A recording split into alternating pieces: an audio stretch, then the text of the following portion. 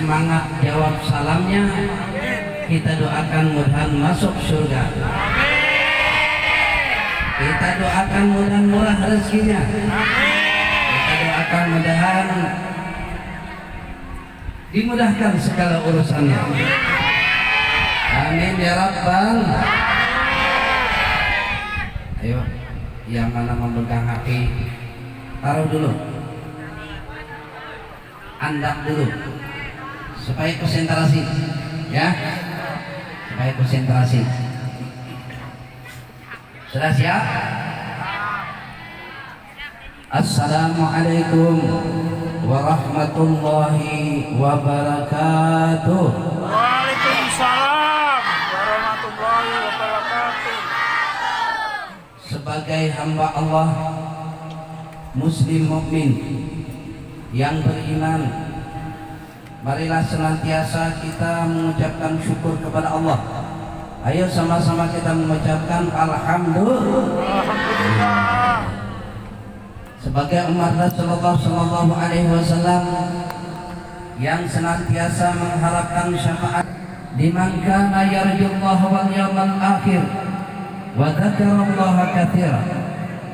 Sungguh kata Allah Ta'ala pada diri Rasulullah sallallahu alaihi wasallam untuk kalian semua, yaitu uswatun hasanah, contoh tauladan yang baik bagi siapa liman kana yarjullaha wal yawmal akhir wa dzakarallaha katsiran, bagi orang-orang yang mengharapkan kepada Allah dan hari akhirat, dan beruntunglah orang-orang yang senantiasa memperbanyak zikir, memperbanyak ingat kepada Allah Subhanahu wa taala. Hadirin hadirat yang sama-sama kita hormati dan kita muliakan. Sosok baginda Rasul disebutkan sebagai uswatun hasanah. Kalau mau'izatul hasanah banyak, tapi kalau uswatun hasanah sulit. Karena apa? Karena kalau menyampaikan kata-kata yang baik, yang tua, yang muda, laki-laki, perempuan bisa. Bahkan yang anak-anak pun bisa. Tapi kalau uswatun hasanah, nah ini yang sulit. Rasulullah itu mendahulukan perbuatan baru perkataan. Jadi apa yang beliau ucapkan pasti telah dilaksanakan. Tapi sebaliknya kita, apa yang kita ucapkan belum tentu kita laksanakan, belum tentu kita kerjakan. Nah, karena terkadang kita hanya pandai, oh ayo harus rajin belajar. Nah, sementara kita yang mengatakan ini malas. Oh ayo bersih-bersih, ini kita gotong royong. Sementara yang malas daripada gotong royong. Nah, jadi dulu ada orang punya anak, pulang ke rumah, setelah pulang ke rumah nangis dia, makin nangis. Kenapa nak makan nangis? Itu baik ulun tadi di sekolah bakalahi bantam. Oh lalu kenapa? Iya itu yang salah. Jadi karena ulun merasa benar, ulun lawan ini. Jangan dilawan. Sekalipun engkau benar, apalagi engkau tidak benar, engkau jangan melawan. Sekalipun ia salah, apalagi kalau semuanya ia tidak salah, jangan dilawan. Perlu laporkan, oh ini ada pembelian, ada perundungan, laporkan dengan ibu guru, bapak guru, ya sudah selesai. Jadi ulun lawan baik, karena taganalinya ulun halus, jadi ulun kalah. Nah jadi nangis ya. Jadi diperingatkan, nak, sekali lagi apabila sampai terjadi pertengkaran, apalagi perkelahian, jangan dilawan, laporkan. Dengan siapa? Bapak guru ataupun ibu guru. Ingatnya. Kurang lebih sebulan kemudian datang ke rumah, ternyata abahnya menyasar orang berperang. Oh, luar biasa. Maka dia tarik tangan ayahnya, abahnya, bah jangan bakalahi bah, jangan bakalahi bah. Kada, pokoknya orang ini harus kubereskan. Kenapa Pak? Maka sampai dia bakalahi, jangan bakalahi baik. Itu kesalahannya, karena ia telah merampas itu tanah kita di kakaknya 1 meter 2 meter itu. Kurang ajar itu harus dibereskan. Ubah, jangan bakalahi baik, karena kada baik bakalahi itu baik. Ini itu salah. Biar ia salah baik tetap sampean jangan marahi, apalagi sampai memukul orang, membinasakan orang. Walaupun sampean bujur, apalagi pian terbujur, walaupun orang itu salah, apalagi orang itu tidak salah, jangan pian marahi. Kami ini kakak-kakak bisa memadai. Di mana kan pendapat itu, pembadahan itu? Sebulan semalam ada kalau abah memadai ulun nambah kalahi menangis. Itu kan? Ya, itu makanya untuk kakak-kakak beda. Kalau untuk abahnya kada berlaku. Nah, ayo. Kenapa berbeda? Berbeda peraturan. Karena Pak gengsi menerima kritikan daripada anaknya, tidak mau menerima saran daripada anaknya. Nah, terkadang kita kayak dalam keseharian kita. Nah, oleh karena itu apa yang harus kita jaga adalah akhlak. Nah, sekarang ini kita prihatin dengan dunia pendidikan kita, formal maupun non formal. Baik itu dunia pendidikan umum ataupun pesantren.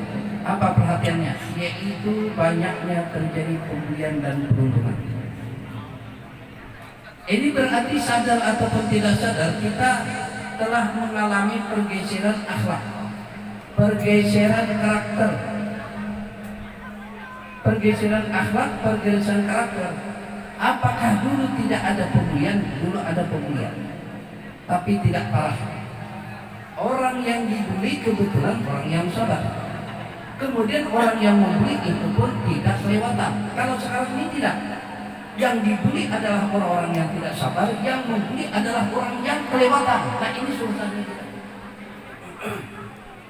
Susahnya kita.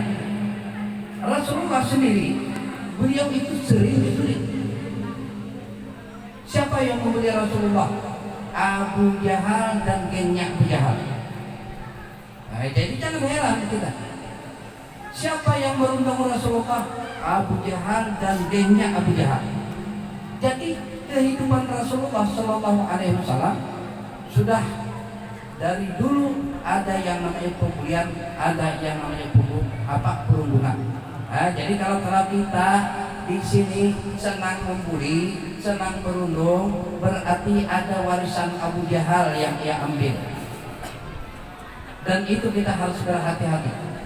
Karena setiap orang melakukan perundungan, pembulian, pertama, ia telah menanamkan kebencian hati orang terhadap dirinya. Karena setiap orang yang pernah dibuli, orang yang pernah dirundung, itu bisa memaafkan tetapi tidak akan bisa melupakan trauma yang luar biasa. Nah, makanya kita hati-hati. Jangan sampai kita terpengaruh dengan berita-berita yang membentuk geng, yang kemudian ingin terkenal, lalu mereka berbuat sewenang-wenang, lalu terjadi yang namanya pembulian dan perundungan.